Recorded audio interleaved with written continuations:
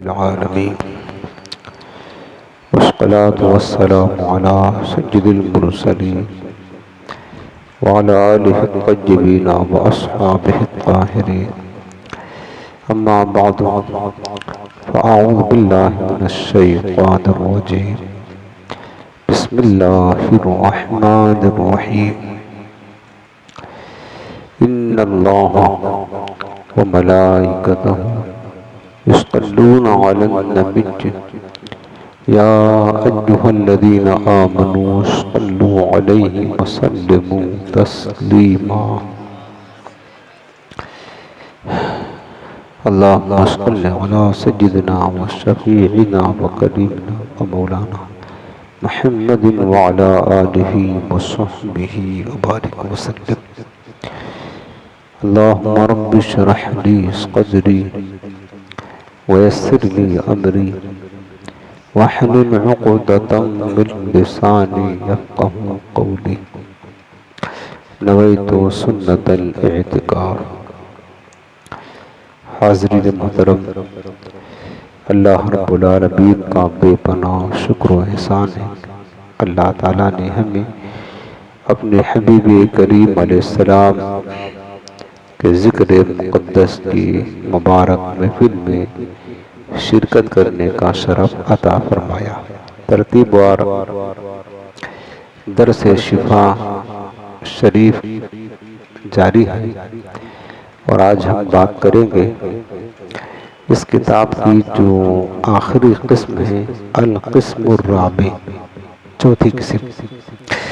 اس چوتھی قسم میں قاضی عیاض مالکی رحمت اللہ تعالی نے یہ بیان کیا ہے کہ تنقیص و توحید اور شرعی احکام، یعنی حضور نبی کریم علیہ السلام کی شان اقدس میں یا کسی بھی نبی کی شان اقدس میں ذرہ برابر بھی توحید یا نقص و کمی یا عیب نکالنا یا ان سے نسبت رکھنے والی چیزوں کی توہین کرنا، اس باب میں شریعت کا کیا حکم ہے، اس کا تذکرہ یہاں پر کیا جائے گا. پیچھے دروس میں آپ نے یہ بات اچھی طرح سمجھ لی کہ حضور نبی کریم علیہ السلام کی تعظیم و توقیر جو قرآن و سنت میں بیان ہیں، اجماع امت سے ثابت ہیں، وہ کس قدر اہم اور ضروری ہے. کتاب ہدایت قرآن مجید میں رب کریم نے اپنے حبیب علیہ السلام کی بارگاہ میں ادنا گستاخی کو بھی حرام قرار دیا ہے، بلکہ حرام نہیں، اللہ نے کفر قرار دیا ہے. یہ فتویٰ عام علماء کا نہیں ہے، ابھی آگے میں عرض کرتا ہوں. یہ فتویٰ کفر کا، شان رسالت میں توہین وغیرہ کا، یہ جو ہے نا اللہ تعالیٰ نے کفر کا حکم خود ہی صادر فرمایا ہے. اور حضور اسلام کی بارگاہ میں گستاخی کرنے والے یا ذات نبوی میں نقص نکالنے والے کے بارے میں یہ بات اجماع امت سے ثابت ہے کہ ایسا شخص بدترین خلق اور واجب القتل ہے. یہ بات یاد رکھنا، چونکہ آج تو فتنوں کا دور ہے. مسلمان کہلانے والے بھی، کلمہ پڑھنے والے، ٹوپیاں رکھنے والے، لگانے والے، داڑھیاں رکھنے والے، تبلیغیں کرنے والے، انہوں نے بھی پیارے آقا مدینے والے مصطفیٰ کی شان اقدس میں گستاخی کی، اور آج بھی بدبخت ظالم بے ادبیاں اور گستاخیاں کرتے ہیں. سب سے پہلے قاضی عیاض رحمۃ اللہ تعالی نے یہ 22ویں پارے کی یہ آیت کریمہ آپ نے لکھا ہے. اللہ پاک فرماتا ہے کہ ان الذین یؤذون اللہ ورسولہ لعنہم اللہ فی الدنیا والآخرہ. فرمایا اللہ پاک نے کہ بے شک وہ لوگ جو اللہ اور اس کے رسول کو اذیت دیتے ہیں، اذیت معنی ہوتا تکلیف دینا، جو اللہ اس کے رسول کو اذیت دیتے ہیں تو اللہ پاک نے فرمایا کہ لعنہم اللہ، تو اللہ نے ان پر لعنت فرمائی ہے. اور لعنت کا معنی ہوتا ہے کہ وہ اللہ کی رحمت سے دور ہو گئے، فی الدنیا والآخرہ، دنیا میں بھی وہ لعنت میں ہیں اور آخرت میں بھی وہ لعنت میں ہیں۔ اور پھر آگے فرمایا کہ وَأَعَدَّ لَهُمْ عَذَابًا مُهِينًا، اور اللہ نے ان لوگوں کے لیے جو اللہ اس کے رسول کو اذیت دیتے ہیں، ان کے لیے اہانت والا، ذلت والا عذاب تیار کر رکھا ہے۔ عذاب مہینہ قرآن میں کئی جگہ ذکر آیا ہے، تو جہاں پر یہ عذاب عظیمہ ہے یا عذاب مہینہ ہے یا عذاب علیمہ ہے، یہ سارے عذابات کی جو اقسام ہیں، دردناک عذاب ہے، بڑا عذاب ہے، قرآن میں یہ کافروں کے لیے خاص بیان فرمایا۔ مسلمانوں کو اگر ان کے گناہوں کے سبب عذاب ہوگا تو وہ عذاب جو کافروں والا ہے ہمیشہ کا وہ عذاب نہیں ہوگا۔ تو اس آیت کریمہ سے یہ بات پتہ چلی کہ اللہ اس کے رسول کو اذیت دینے والے مردود بھی ہیں اور یہ جہنم کے حقدار ہیں، اور ہمیشہ کے لیے یہ جہنم ان کا مقدر ہے، کفر ہے یہ۔ اس کے بعد اگلی آیت کریمہ ایک اور 10ویں پارے کی والذین یؤذون رسول اللہ لہم عذاب علیم، اور وہ لوگ جو اللہ کے رسول کو اذیت دیتے ہیں ان کے لیے دردناک عذاب ہے۔ یہ بھی کافروں والا عذاب ہے۔ تو پتہ چلا کہ اللہ کے رسول کو اذیت دینا یہ کفر ہے، یہ کیا ہے؟ کفر ہے۔ پھر آگے ایک آیت کریمہ اور فرمایا، بھی 22ویں پارے کی آیت مبارکہ ہے، فرمایا کہ وَمَا كَانَ لَكُمْ أَن تُؤْذُوا رَسُولَ اللَّهِ وَلَا أَن تَنكِحُوا أَزْوَاجَهُ مِن بَعْدِهِ أَبَدًا إِنَّ ذَلِكُمْ كَانَ عِندَ اللَّهِ عَظِيمًا، فرمایا کہ تمہارے لیے جائز نہیں ہے کہ تم اللہ کے رسول کو اذیت دو، اور نہ یہ جائز ہے کہ تم ان کی ازواج مطہرات سے ان کے بعد کبھی بھی نکاح کرو، اس لیے کہ یہ اللہ کے نزدیک بڑا گناہ ہے۔ چونکہ حضور نبی کریم صلی اللہ علیہ وسلم کی ازواج جو ہیں یہ امت کی ماں ہیں، امہات المؤمنین ہیں، وَأَزْوَاجُهُ أُمَّهَاتُهُمْ، اللہ پاک نے فرمایا ہے کہ نبی کی بیویاں امت کی مائیں ہیں اور ماں سے نکاح کرنا جائز نہیں ہوتا ہے۔ پھر ایک آیت کریمہ سورۃ البقرہ کی قاضیات نے ذکر فرمایا ہے کہ یا ایھا الذین آمنوا لا تقولوا راعنا، اے ایمان والو تم میرے حبیب علیہ السلام کی بارگاہ میں راعنا نہ کہو، وقولوا انظرنا، اور اس طرح کہو انظرنا، واسمعوا، اور پہلے ہی سے بات سنتے رہو، وللکافرین عذاب علیم، اور کافروں کے لیے دردناک عذاب ہے۔ یہ آیت کریمہ کا جو شان نزول قاضیات نے بیان فرمایا ہے، اور مفسرین نے کہ یہ اس موقع پر نازل ہوئی کہ صحابہ کرام علیہ السلام جب حضور علیہ السلام کی بارگاہ میں بیٹھے ہوتے، سرکار کچھ کلمات ارشاد فرماتے، نصیحت کرتے، تو اگر کسی صحابی کو کوئی بات سمجھ میں نہ آئی تھی یا نہ سن پاتا ہو تو پھر وہ حضور سے عرض کرتا کہ راعنا یا رسول اللہ، مطلب یہ ہوا اے میرے آقا ہماری رعایت فرمائیے، ہمارا خیال فرمائے، ہم پر توجہ فرمائے، ہماری طرف نظر فرمائے کہ ہمیں یہ بات دوبارہ سمجھا دے، ہم سمجھ نہیں پائے۔ اس طرح صحابہ کرام حضور السلام کی بارگاہ میں خطاب کرتے اور اس طرح سے حضور سے عرض کیا کرتے تھے۔ اب یہ کلمہ کوئی برا نہیں ہے، صحابہ کرام کے معمول تھا، عادت تھی، اس طرح کبھی حضور نے منع بھی نہیں کیا، کیونکہ کوئی ایسا کلمہ تو ہے نہیں کہ جو مطلب گستاخی پر مشتمل ہو۔ تو کہتے ہیں راعنا یا رسول اللہ، میرے آقا ہماری رعایت فرمائے، ہمارا خیال فرمائے۔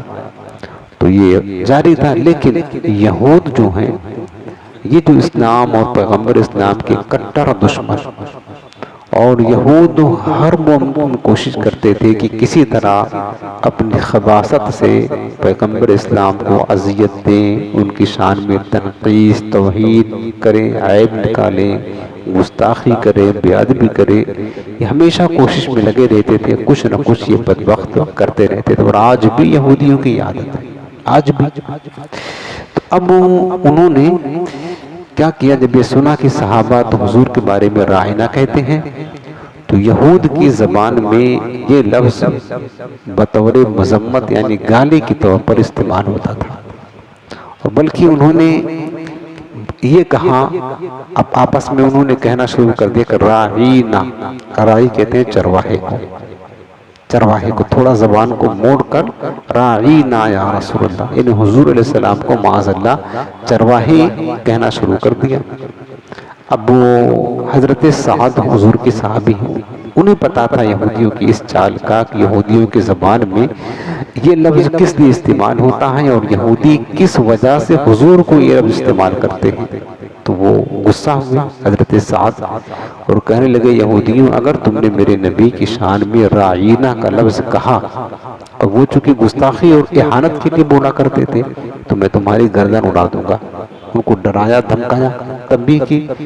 تو یہودیوں نے کہا کہ یار ہمیں تو تم منع کرتے ہو، لیکن تم خود تو صحابہ تمہارے خود تو حضور کی بارگاہ میں یہ کہتے ہیں راعینا یا رسول اللہ، اور ہمیں منع کرتے ہو۔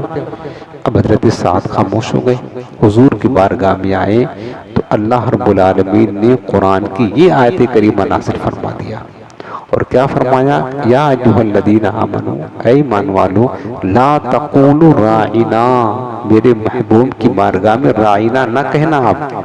کیوں؟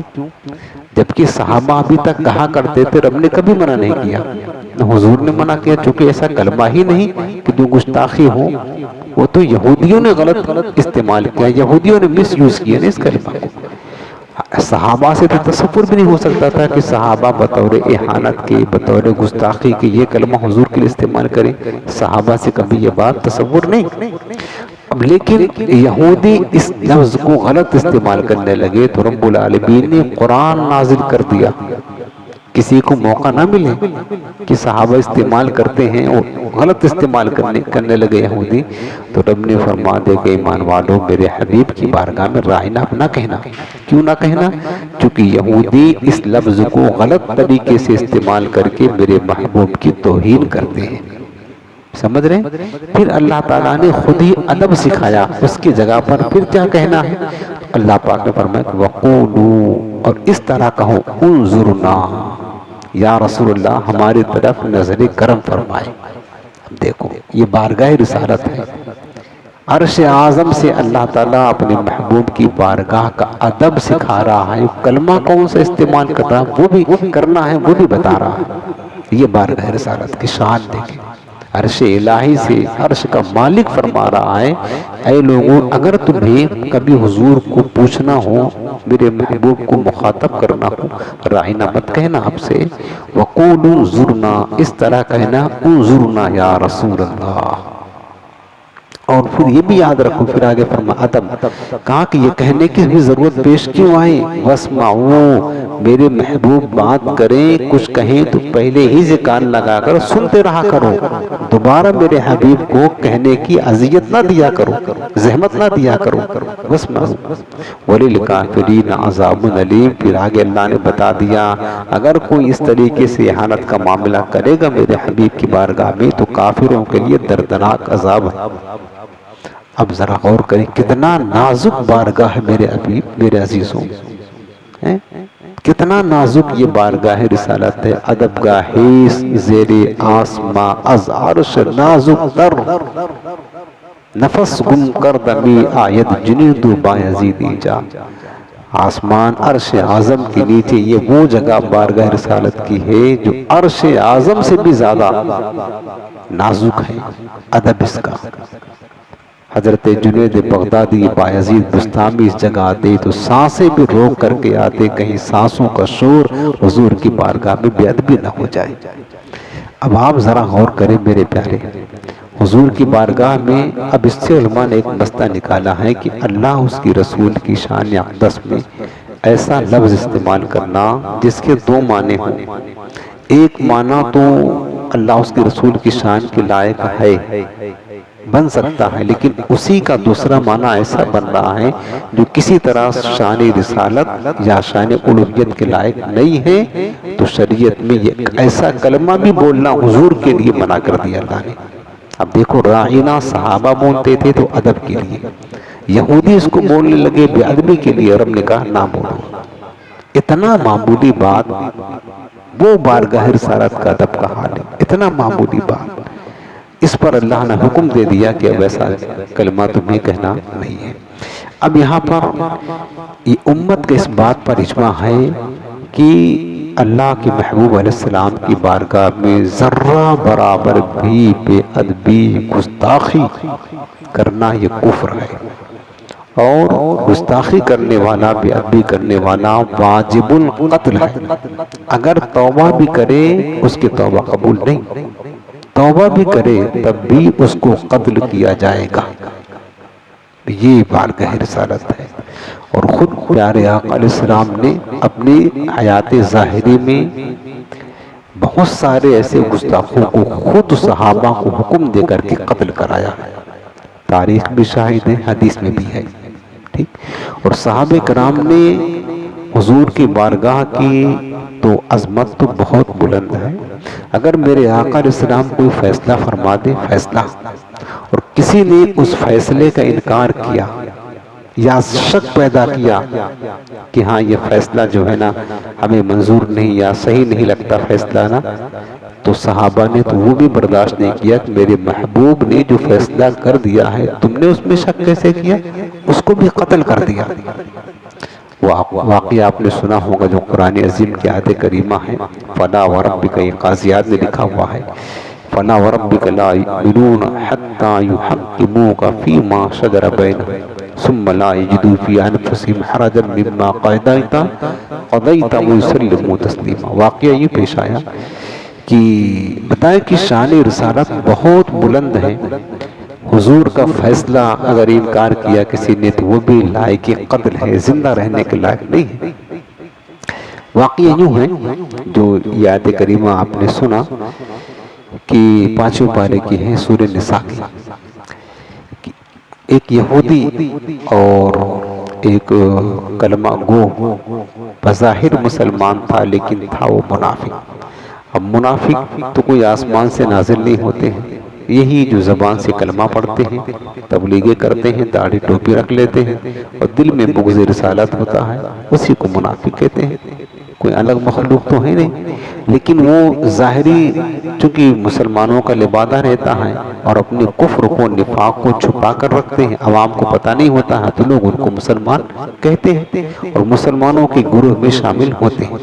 باقی اصل یہ پکے کافر سے بدتر ہوتے ہیں منافق. مشرکین سے بھی یہ بدترین مخلوق ہے یہ منافقوں کی. تو حضرت عمر فاروق اعظم رضی اللہ تعالیٰ عنہ تھے، تو ایک منافق اور ایک یہودی کے کچھ جھگڑا ہوا کھیت وغیرہ زمین کے بارے میں. تو یہودی نے کہا کہ چلو تمہارے پیغمبر ہیں، تم اپنے پیغمبر کی بات بہت مانتے ہو، ان سے ہم فیصلہ کروا لیتے ہیں، جو وہ فیصلہ کر دیں گے اسی کو ہم قبول کر لیں گے. تو اس نے کہا ٹھیک ہے. یہودیوں کو یہ پتا تھا کہ یہ نبی اگرچہ ہم یہودی ہیں، ان کا دین نہیں مانتے، لیکن فیصلہ اگر ہمارا سچا ہوگا تو فیصلہ ہماری حق میں کریں گے.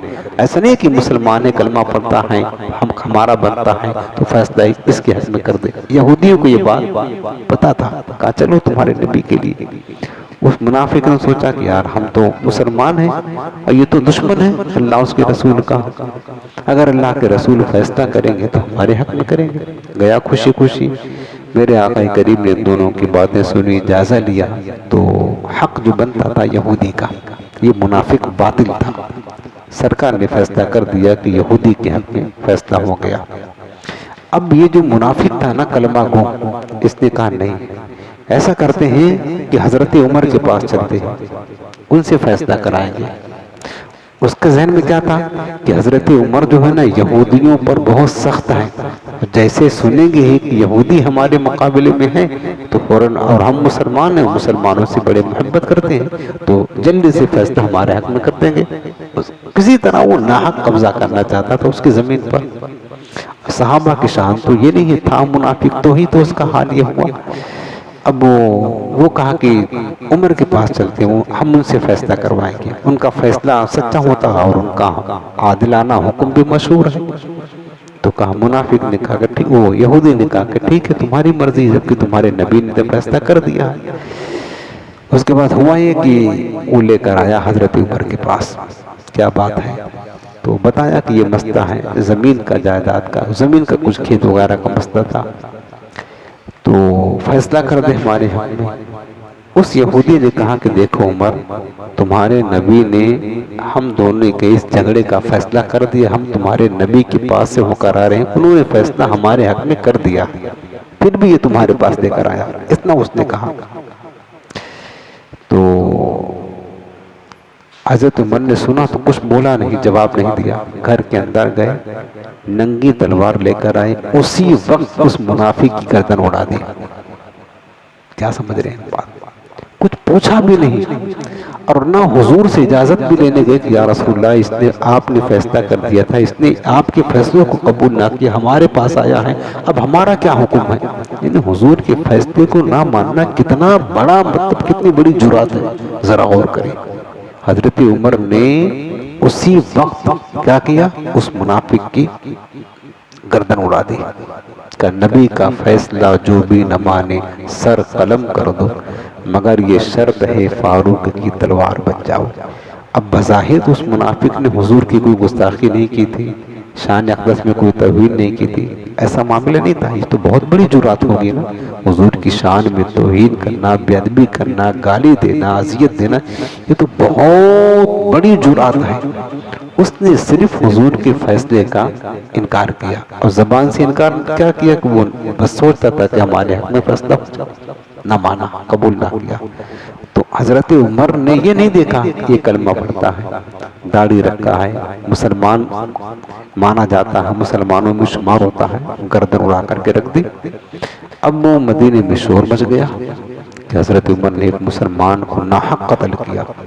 وہ جو منافق کے وارثین تھے اس کے ورثہ حضور کی بارگاہ مقدمہ لے کر آ گئے، کہا یا رسول اللہ، عمر نے آج ہمارے فلاں آدمی کو قتل کر دیا۔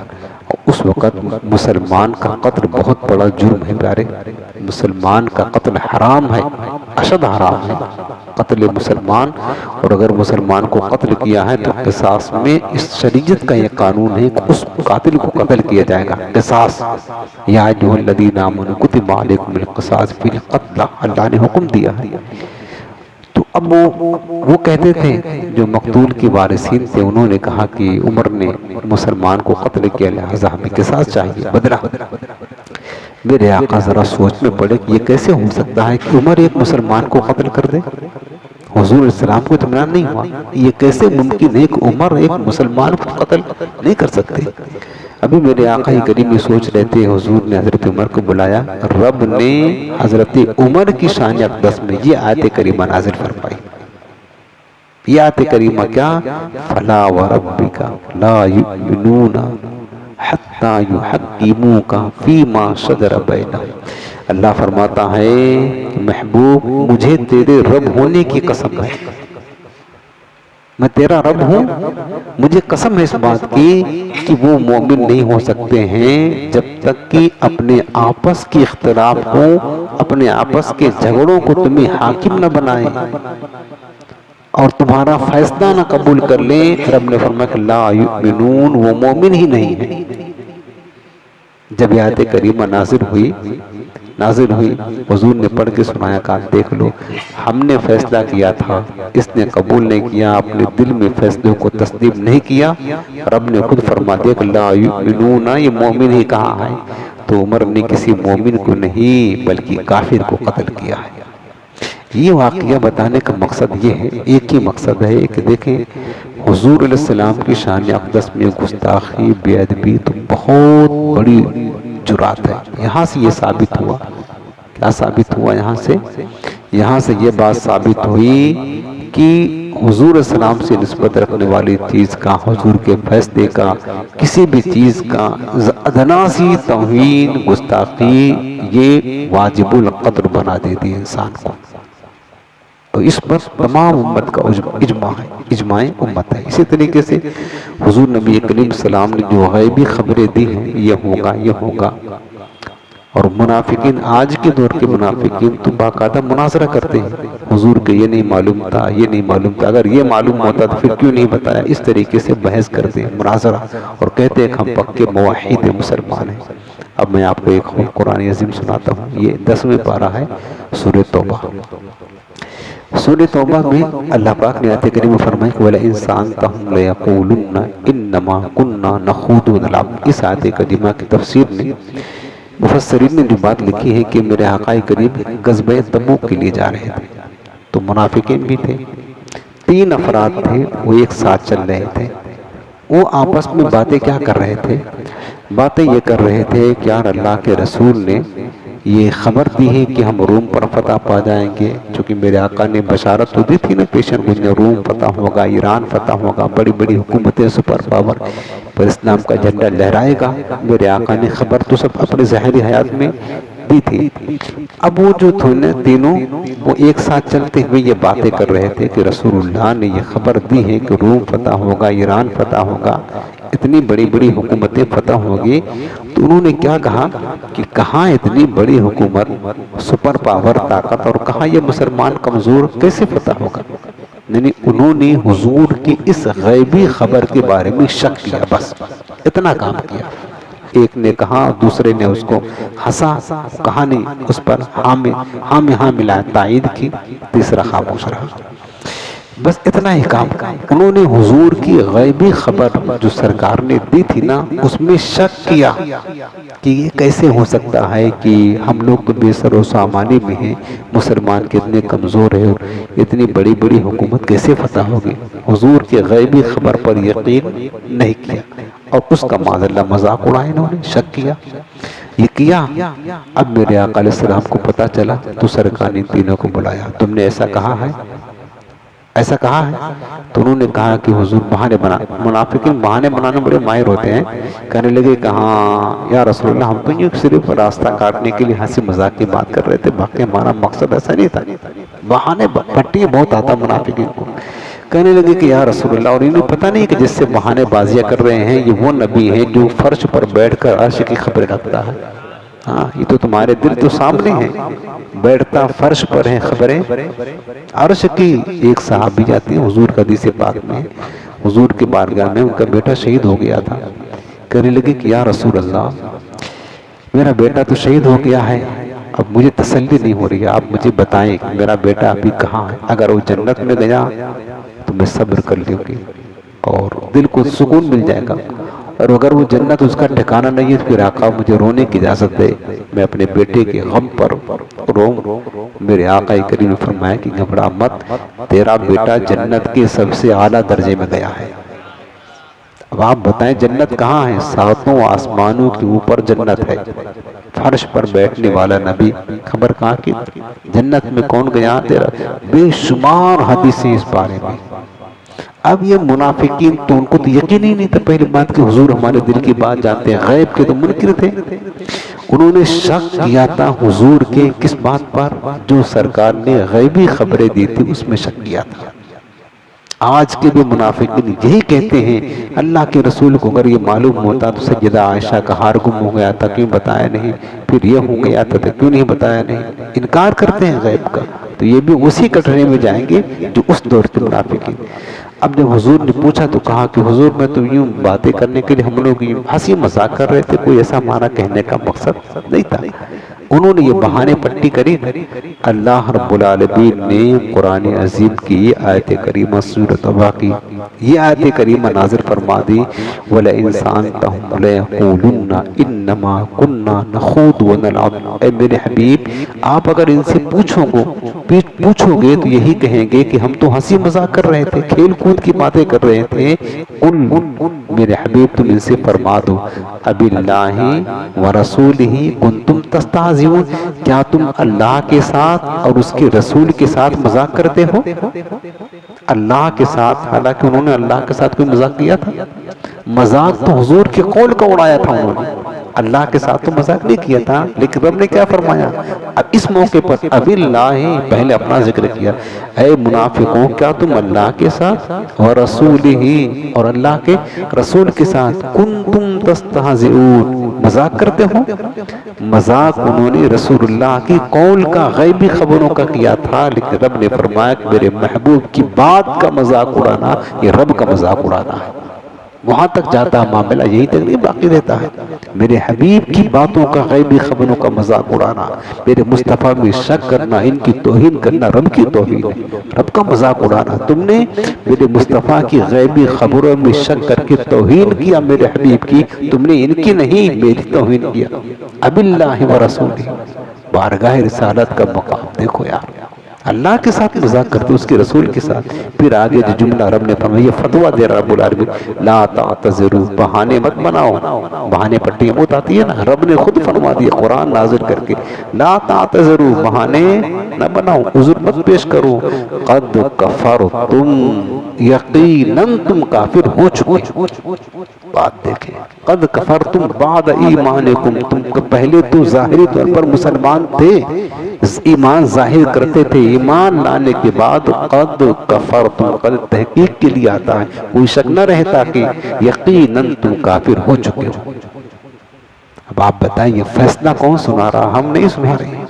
انہوں نے کیا کیا تھا؟ حضور کی غیبی خبر کے بارے میں شک کیا تھا، صراحتاً انکار بھی نہیں کیا تھا، شک۔ اور جو لوگ پھر حضور کی غیبی خبروں کا ڈائریکٹ انکار ہی کرتے، ان کا حال کیا ہوگا؟ خود اپنا انجام سوچے۔ یہ پڑھ لیں سورہ توبہ، کوئی بھی تفسیر کی کتاب اٹھا کر دیکھیں، جو میں عرض کرتا ہوں یہی شاہی نزول لکھا ہوا ہے، اور بھی ہے لیکن زیادہ تر یہی بھی شاہی نزول ہے اس آیت کریمہ۔ آپ ذرا غور کریں میرے عزیزوں، جب حضور نبی کریم علیہ السلام کی شان اقدس اتنی بلند ہے کہ ان کی خبروں میں کوئی شک کرنے والا کافر ہو جاتا ہے، حضور کے فیصلے کا اگر انکار کرنے والا، نہ ماننے والا، وہ قتل اس پر لازم ہو جاتا ہے، اور فاروق اعظم اس کو چھوڑتے نہیں ہیں، تو معاذ اللہ جو حضور کی توہین کرے، حضور کی ذات اقدس میں نقص نکالے، تو اس کا انجام کیا ہوگا؟ وہ کب بچ سکتا ہے؟ وہ بھی یقیناً قتل کے لاحق ہی ہوگا۔ یہاں تک کہ علماء نے لکھا اس بات کا کہ حضور نبی کریم السلام کی جو نالین مبارک ہے، جوتی شریف، بطور اہانت کو ہی جتیا کہہ دینا، اس پر بھی حکم کفر ہوگا۔ حضور کی ذرا مبارک جو پہنا کرتے تھے جنگ میں رہا کر، اس کو اگر کہہ دے کہ تو پھٹی پرانی ہے بطور توہین کی، یہ بھی کفر ہے۔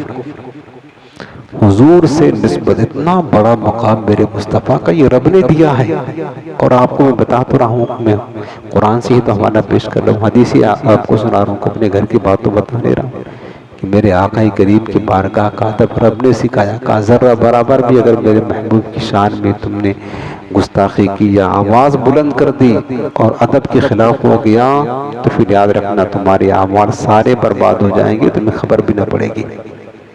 اور اعمال برباد، سارے اعمال برباد صرف کفر سے ہوتے ہیں، باقی گناہوں سے سارے اعمال برباد نہیں ہوتے ہیں۔ تو پتہ چلتا ہے کہ حضور علیہ السلام کی گستاخی کرنا یہ کفر ہے۔ اب بات ختم کرتے ہوئے چند ایک منٹ، جو حضور نبی کریم علیہ السلام نے اپنے گستاخ کو قتل کرنے کا حکم دیا، اپنے گستاخ کو، قاضیات لکھتے ہیں کہ حضرت علی رضی اللہ عنہ سے مروی ہے کہ میرے آقا کریم نے فرمایا کہ جو شخص کسی نبی کو گالی دے اس کو قتل کر دو، من سب نبیا فاقتلوہ، اور جو شخص کسی میرے صحابی میں سے کسی کو گالی دے اس کو پھر سزا دو، سزا، قاضی اسلام جو سزا چاہے اس وقت مقرر کرے۔ حضور کی صحابہ کی بھی عظمت ہے، حضور سے نسبت رکھنے کی بنا پر صحابہ کی بھی عظمت ہے، اس کو بھی سزا ملے گی، اور قاضی اسلام اس کو سزا متعین کرے گا۔ لیکن پیغمبر کی جو توہین ہے نا، اس میں کوئی گنجائش نہیں، اگر وہ لاکھ مرتبہ توبہ کرے لیکن پھر بھی قاضی پر لازم ہے کہ اس کو قتل کرے، چھوڑ نہیں سکتا ہے۔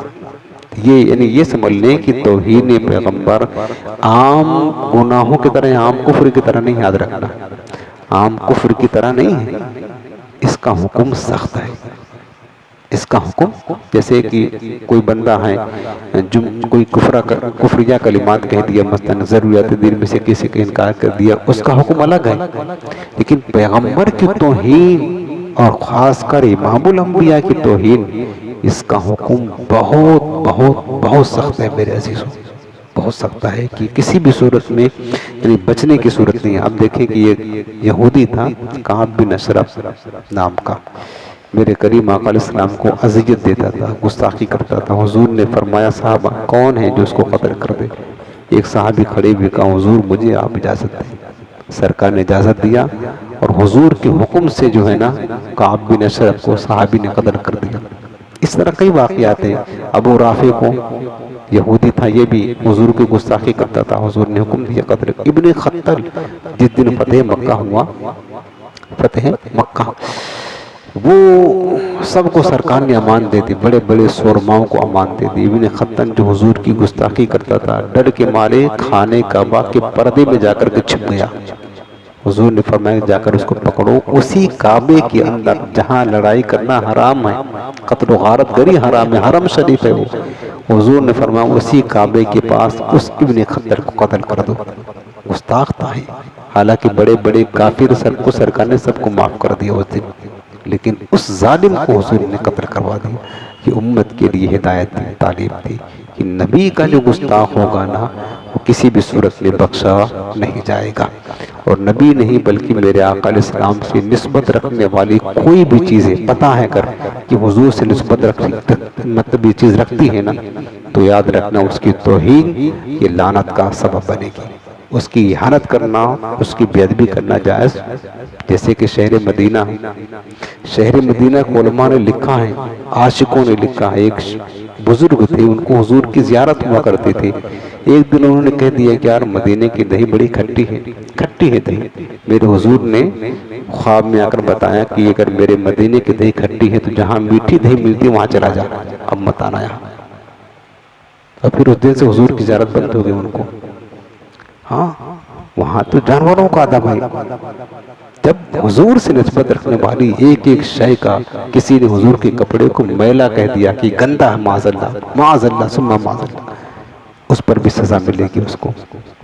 اگر توہین کی نیت سے کہا ہے اور حضور سے پتہ نسبت رکھتا ہے تو یاد رکھنے گستاخی پر، یعنی وہ بارگاہ یاد رکھنا۔ آج تو جو گندے ذہن کے لوگ جو کتوں کی طرح بھوکتے جو چاہتے معاذ اللہ حضور کو جس طرح چاہتے ہیں یاد کرتے ہیں اور استعمال کرتے ہیں کلمات، یہ معلوم نہیں ہے اللہ کے نبی کو یہ نہیں کیا کلمہ پڑھتے ہیں، کیا کس طریقے سے حضور کی بارگاہ کا ادب جو ہمارے بزرگوں نے لکھا ہے، صحابہ نے جو کیا ہے نا، صحابہ نے میرے آقا علیہ السلام صحابہ نے جو ادب کیا کہ اگر کسی کی کمان، ایک صحابی رسول کا واقعہ ہے، ان کی کمان جو تھی نا، کمان جو تیر کمان ہوتی ہے نا، وہ حضور صلی اللہ علیہ وسلم کی کمان سے مشابہ تھی۔ وہ صحابی بغیر وضو کی اس کمان کو ہاتھ نہیں لگاتے تھے، حضور کی کمان نہیں تھی، کہا یہ کمان میرے آقا کی کمان کے مشابہ ہے۔ ارے حضور جس جانور پر سوار ہوتے تھے، کجاوا وغیرہ رکھتے تھے، میرے آقا ایک جہاد میں جا رہے تھے تو ایک صحابی کی ڈیوٹی تھی کہ وہ حضور کا کجاوا وغیرہ جو اوپر رکھتے ہیں نا بیٹھنے کے لیے سواری پر، جانور پر، وہ کستا تھا کجاوا۔ جب پتہ چلتا کہ سرکار جانے والے تو کجاوا رکھ دیتا، تیاری کر دیتا حضور کی سواری کو۔ ایک دن ایسا ہوا کہ صبح کا وقت تھا، سرکار کو سفر کرنا تھا، تو اب وہ صحابی جو ہے نا ان کا غسل نہیں تھا، پاک نہیں تھے۔ اب سوچا کہ حضور اسلام کو کجاوا ہے، بغیر غسل کیسے میں اس کو ہاتھ لگاؤں؟ حضور کو ہاتھ نہیں لگانا ہے۔ حضور علیہ السلام جس مبارک سواری پر، جس گدی پر بیٹھتے تھے، اس چیز کو ہاتھ لگانے کی بات ہے۔ کہا میں تو یار غسل کے ساتھ ہوں نہیں، میرا غسل میں حضور کی کجاوے کو کیسے ہاتھ لگاؤں؟ کسی دوسرے کو حکم دیا کہ جا کر تم صحیح کر دو، میرے سرکار کو جانا ہے اور مجھے دیر ہو جائے گی غسل کروں گا تو۔ خیر انہوں نے لگا دیا، لیکن اب جو ان کی تو عادت تھی ان کو جس طرح باندھ رہے تھے، اب سرکار بیٹھے تو تھوڑا ڈھیلا تھا، تو حضور نے پوچھا یار آج کس نے ہمارا کجاوا لگایا؟ تو کہا کہ فلاں نے لگایا۔ کہا وہ جس کی ذمہ داری تھی اس نے؟ تو انہوں نے کہا حضور میرا غسل نہیں تھا، معاف کرے۔ تو میں نے ان کو کہا کہ میں آپ کے مبارک کجاوے پر جس پر آپ بیٹھتے بغیر غسل کیسے چھو سکتا ہوں؟ اتنا ادب، اور آج بھی باقی کا دور آپ دیکھ لیں۔ اللہ بے ادبوں سے محفوظ رکھے۔ لہٰذا میرے عزیزوں محبت کی بات یہ بھی ہے کہ کبھی بھی میرے آقا علیہ السلام سے نسبت رکھنے والی کسی بھی شے کی نہ کبھی گستاخی، نہ بے ادبی، نہ کوئی ایسا کلمات کہیں، ورنہ پھر یاد رکھنا ہمارا کلمہ پڑھنا، نماز پڑھنا، روزہ رکھنا کچھ بھی نہیں کام دے گا، سب بیکار۔ ادب رسالت ہی اگر ہے، محبت رسول ہے، تعظیم مصطفیٰ ہے، تو ہی ہمارا سب کچھ کام کا، ورنہ سب بیکار ہے۔ اللہ ہمیں اپنے محبوب کی سچی محبت نصیب فرمائے، حضور سے نسبت رکھنے والی ہر شے کا اللہ ادب عطا فرمائے، اللہ ہماری نسلوں کو بھی عاشق رسول بعد بنائے، آمین بجاہ نبی کریم۔ سلام پڑھ لیں۔